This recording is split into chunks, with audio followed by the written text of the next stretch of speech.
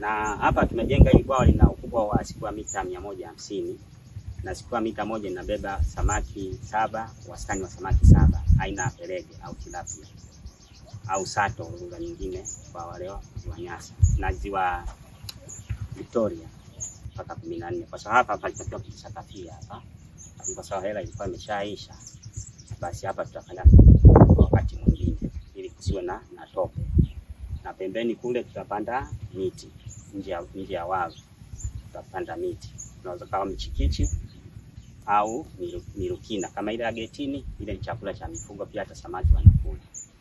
Na bwawa hili linaweza kuchukua samaki 900, na maana kama mkulima wa kawaida au mfugaji wa kawaida anaweza kavuna mara 2 kwa mwaka.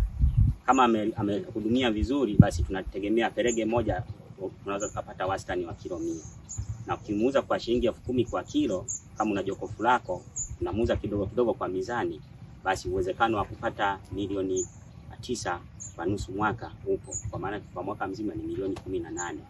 Kwa matumizi mengine, basi tuna uhakika kwa mwaka mzima mfugaji wa samaki anaweza kupata milioni 13 mpaka 14 kwa bwawa hili moja. Lakini pia kuna njia mbadala baada ya kujenga kama hii ambayo ni gharama. Humu tunapiga, humu kuna nondo, humu kuna bimu kabisa mkanda ili isipasuke. Kuna namna nyingine, inaweza kachimbwa shimo afu tukaweka ile tunaita lay dam kama blanketi unavesha. Baada ya kusakafia, kwa hakuna kusakafia wala kupiga zege. Hapa chini tumeweka hizi nyavu, hizi zimelazwa chini hapo kama rola 4, na pamepigwa zege kakokoto kabisa ili kuzuia lisipasuke. Kwa kuna njia mbadala pia ya kujenga bwawa hii kwa bei nafuu, hata milioni 5 unaweza kujenga. Na ukijenga matano kama wewe ukiwa nyumbani kama mheshimiwa mwenyekiti pale kwako pale ukapiga matano kama haya, naamini wewe utakuwa tajiri. Ni iko 10,000 na ilipandwa viriba hivi tumeandaa hapa. Zilikuja mbegu tu, mbegu ambazo zimeanza kuota, tunasema sprouted au mbegu otea ambazo zimeanzishwa kuota. Kuzalisha mbegu ya chikichi ile kile sio kazi nyepesi.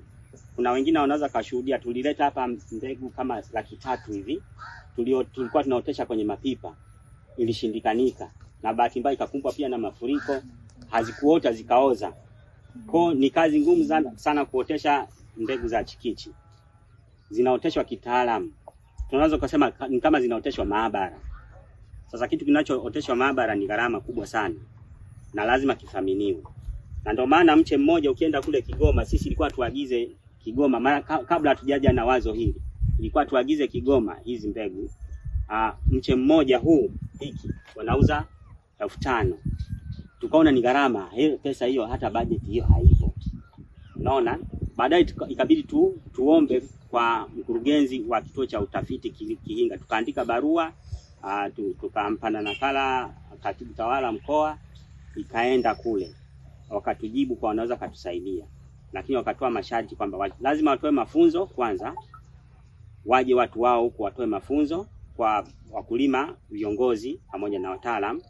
Pili, walitupa condition kwamba tuandae kitu kama hiki. Basi walikuja wakatoa mafunzo. Walikuja kutoa mafunzo kipindi kile tuko kwenye na bonanza kule Njiwa, wao walikuwa wanatoa mafunzo huko. Na baada ya mafunzo waliahidi, sisi tuliomba mbegu 40,000. Walisema watatoa kwa awamu kwa sababu foleni ni ndefu. Sio sisi tu tulioomba. Kwa walisema watatoa kwa awamu. Kwa awamu hiyo ndio wameleta 10,000. Awamu inakuja tena wataongeza 10,000. Hii ni mbegu aina ya tenera, inazaa baada ya miaka 2.5 mpaka 3, na inatoa mafuta mengi. Kwa manake katika kubadilisha mtazamo wa watu kutegemea mpunga tu kama chanzo cha zao la biashara, na upungufu wa ardhi sasa hivi kutokana na Kilombero B iliyozaliwa, basi wananchi wa Malinyi tunaweza tukawakomboa kuwekeza katika mazao mengine mbadala, ikiwemo chikichi, korosho na kakao. Tutaleta mbegu pia.